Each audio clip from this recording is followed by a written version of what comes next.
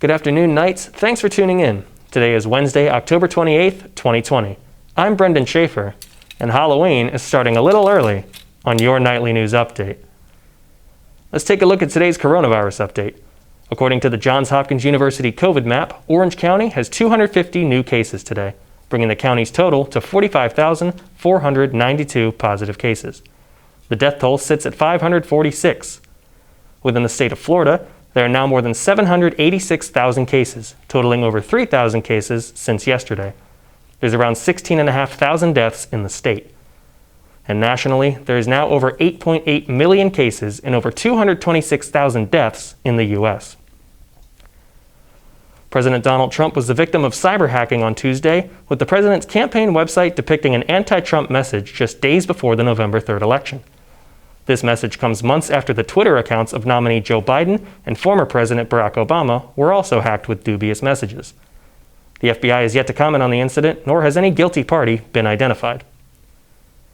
Twitter users are beginning to notice changes that the platform has made just days out from the election. Nightly News reporter Kai Rodriguez tells us Twitter's strategy for slowing the spread of misinformation.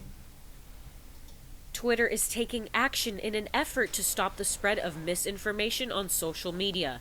Twitter announced on their own account that they are making changes to the way consumers use Twitter. They say this is in an effort to stop the spread of misinformation surrounding the general election coming up on November 3rd. Dr. Chrysalis Wright says private platforms are trying to do what they think is best. Private platforms such as Twitter and Facebook recognize that we have a problem with fake news, which clearly we do. They're kind of stepping forward on their own to try to prevent the spread as much as possible. Political science major Zach Martin says these regulations are important to have to ensure people get accurate information.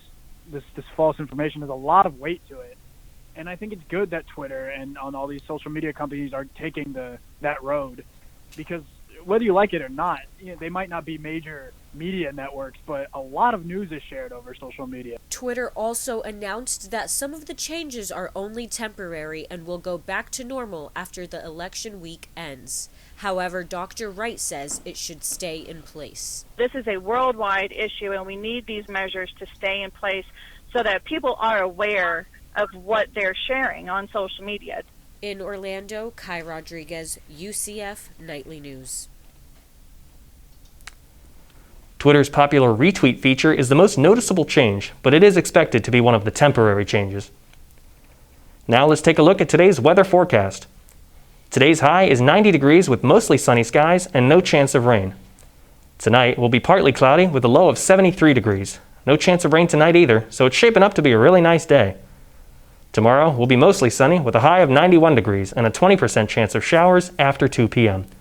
Things are starting to clear up over the next few days, so plan your socially distanced outings accordingly. Now on to sports. College basketball is right around the corner, but not without some road bumps. The UCF Knights men's basketball team is looking to finish filling out their schedule after losing out on tournament options. It was announced that all NCAA bubble events would be canceled for this season and picked back up next year. UCF was expected to compete in one before the team news broke. These games were supposed to be played at Disney's Wide World of Sports here in Orlando, similar to the NBA's bubble plan this year. Right now, the Knights are set to open their season on November 28th against Oklahoma, with their marquee matchups against FSU and Michigan still scheduled for later on this season.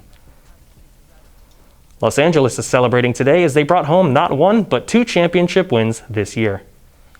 The Los Angeles Dodgers clinched a World Series win last night against the Tampa Bay Rays.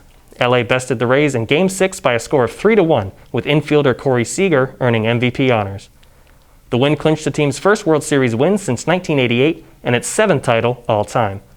Starting pitcher Clayton Kershaw said this is what him and his teammates have been working toward their entire lives.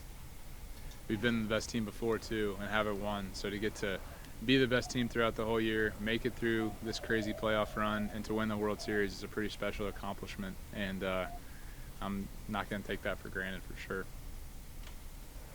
With COVID-19 restrictions in place, the Dodgers celebrated their Game 6 victory in front of a limited crowd. Dodgers third baseman Justin Turner was unfortunately pulled out mid-game due to a positive COVID-19 test, but he still celebrated with the team afterward. This win just comes over 2 weeks after the Los Angeles Lakers won their NBA championship, putting LA on top of the sports world. And that's all the time we have for today. Keep up with all that's happening throughout the week by following us on Instagram or Twitter at UCF Knightly News. And keep tuning in this week as we keep the Halloween spirit going. I'm Brendan Schaefer. Thanks for watching. And this is Nightly News.